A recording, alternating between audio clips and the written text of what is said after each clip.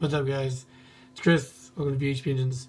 And I'm kind of super frustrated right now because I just tried to take this video and in the middle of it I got cut off because my storage was full.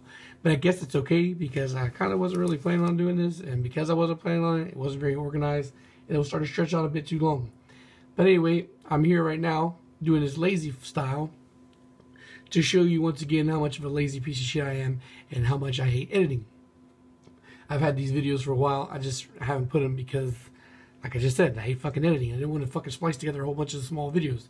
So anyway, I'm gonna try and do this before the fucking camera dies or phone dies. I got two builds to show you. B20, a stock B20 that I put together a while back, and also a the GSR, or the poor man's GSR B18 B or B18 LS with GSR rotating assembly. First off, we're gonna look at that. This engine, if you could go back through and look in my older videos, you'll see that there's a video with Brian and his friend with a CRV, I do believe, and they're standing next to the back of the hatch with the engine in there. They're picking up to take it back to Orlando. This is the one I've talked about, that not long after they put it in the car, they drove it to El Paso, or Brian drove it to El Paso and back. And as far as I know, that trip has been done more than once, and it's been going like a year and a half, 2 years, something like that, since he picked up the engine. I'll see if I can find it and tag it. And this is he took it to the dyno because his gas mileage wasn't very well, or was doing very well, and he wanted to see exactly where he was at.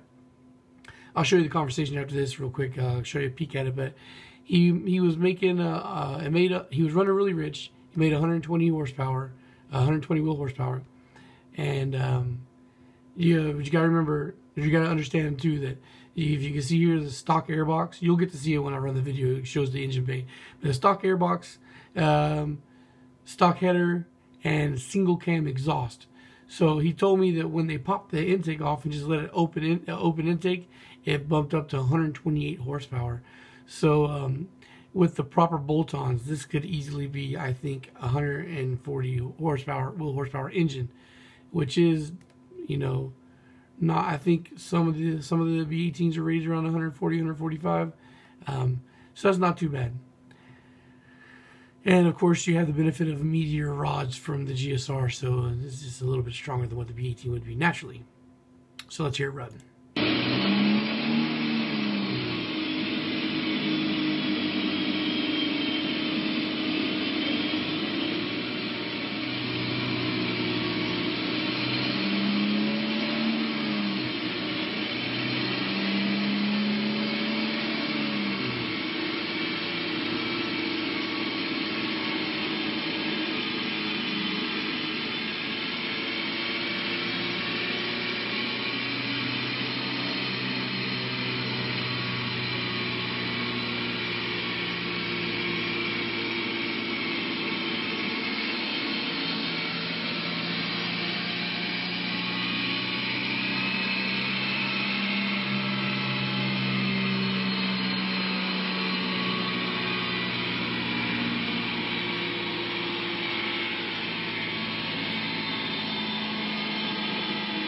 Alright, do a little time travel. This is actually a long time before that dyno footage was taken. It's the first time on the road, going above 60. Check engine light for the O2 sensor. Looking good though. Alright, so there's that.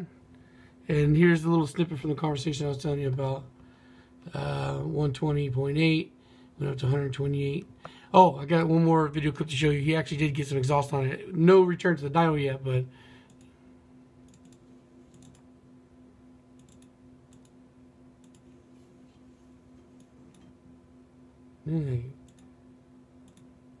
stupid thing. Now, well, have to see a small version.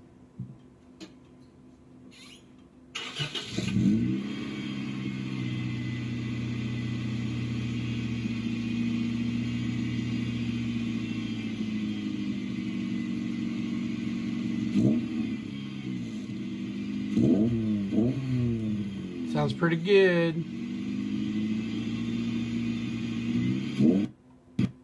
Oops. Whoops.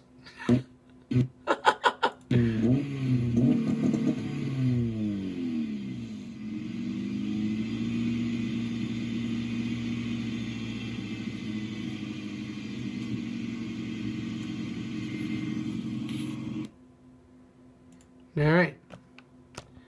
And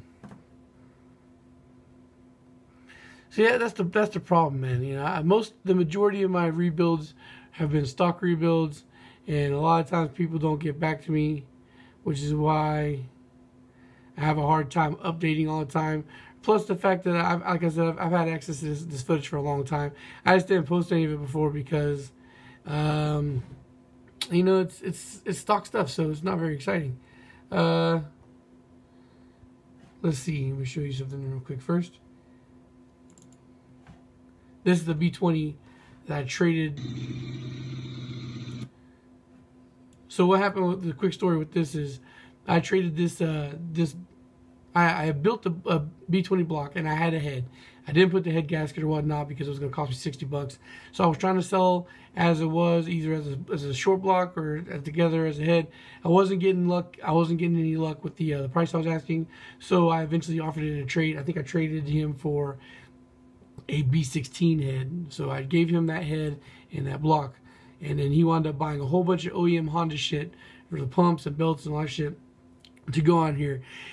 His idea was to make like a brand new daily drivable engine with 0 miles. He wound up eventually trying to sell it himself because he didn't want to finish it or whatnot, or he did finish it and just didn't want to use it. And he of course wanted a fuck ton of money for it because of all the money he spent, and nobody was buying it. So I think his cousin, you know, saw it and was like, they worked out a deal, and then he got it. So this is in the cousin's car.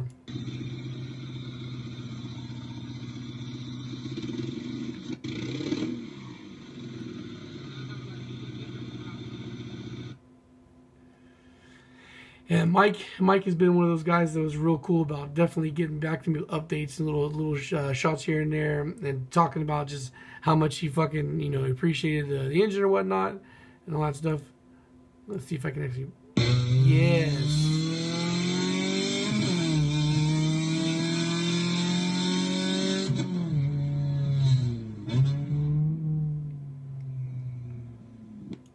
So yeah. Anyway, quick little pull there.